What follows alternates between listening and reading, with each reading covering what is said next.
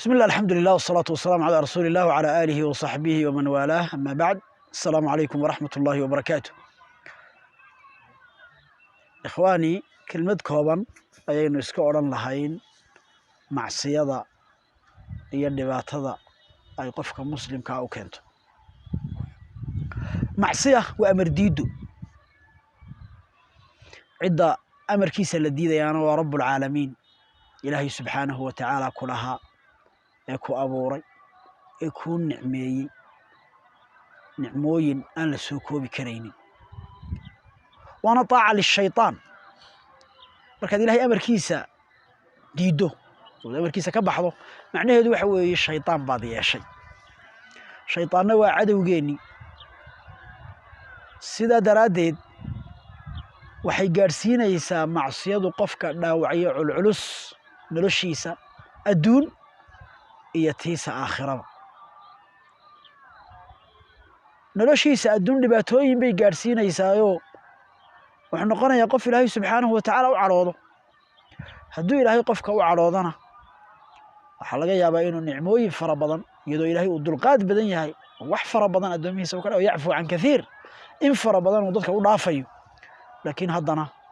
mararka qaarkood ilaahay subxaanahu wa tacaala waa ku qaadaa dadku dhibka ay geysanayaan waxaa laga yaabaa qofkii inuu nicmooyin waaweyn oo ilaahay subxaanahu wa tacaala uu siiye uu ku seego dembi uu geystay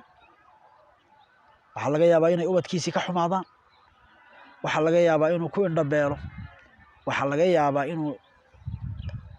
dhagabeelo waxaa laga yaabaa inuu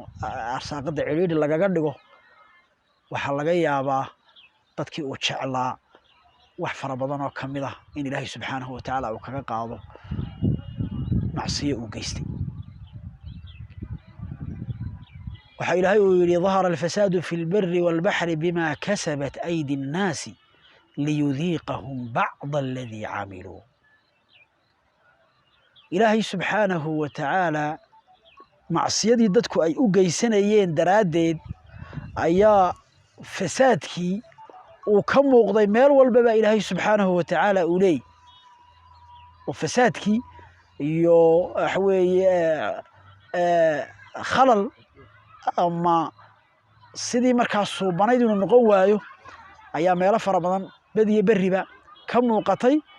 si dadka loo dareensiiyo loo dhadhansiiyo waxyaalaha ay kasbanayaan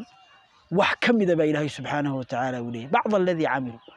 waayo ilaahay saynu sheegnay yacfu can kathiir wax fara badan buu dhaafaya uu saamaxaya oo aanu dadka ku qaadaynin ifka inta la joogo laakiin inta yare uu ilaahay subxaanahu wa tacaala ku qaado ayaa laga yaabaa inay wax fara badan ay burburiso wamaa asaabakum min musiibatin fabimaa kasabat aydiikum waxallo waxaanaad dhibaato arkayso ilaahay subxaanahu wa tacaala wuxuu leeyahay waa wixii aa kasbateen nicmooyinka ilaahay subxaanahu wa tacaala marka lagu shukriyo ayuu qofka u joogteeyaa weliba u kordhiyaa haddii qofka uu ka kufriyana oo ilaahay subxaanahu wa tacaala ka abaalka daro oo amarkiisa uu qaadan waayo waxay u badan tahay ilaahay subxaanahu wa tacaala nicmadaasi inuu siijiyo marka walaalayaal iyadoo marka horeba ay tahay dadnimo iyo dhaqan wanaag in ciddii wanaag kuu gasha aad wanaaggiisii qirto ood uga mahadnaqdo ayaa haddana dhibaatooyinka kale ay markaa macsiyadu ay wadata yacni marka horeba waxay khilaafsan tahay dhaqankii wanaagsanaaye iyo fitradii bani aadamku ku abuurnaaye ahayd cidda wanaag kuu gashay u mahadnaq oo u qir nicmadiisii oo ha ka gaaloobin saasaa dhaqankii wanaagsanaa iyo fitradii abuurkii bani aadamka uu sheegaya caqligii saliimka ahaa iyadoo markaa macsiyadii ay taa khilaafsan tahay ayay haddana dhibaatooyinkaa waaweyne culculusi ay ka ratibmaan waxaa laga yaabaa qofku wax uu fudaydsanayo inuu mahadin waayo cidhibteeda dambe oo in badan ka qoomameeyo waxyaalaha uu kala kulmay waxaa nabigeenu sheegay calayhi salaatu wasalaam kelmad uu qofku yidhi oo aan waxba ka soo qaadaynin ayaa laga yaabaa in uu naarta ugu hoobto 70 sannadood marka walaalayaal nicmada ilaahay ina siinaya aynu qadarin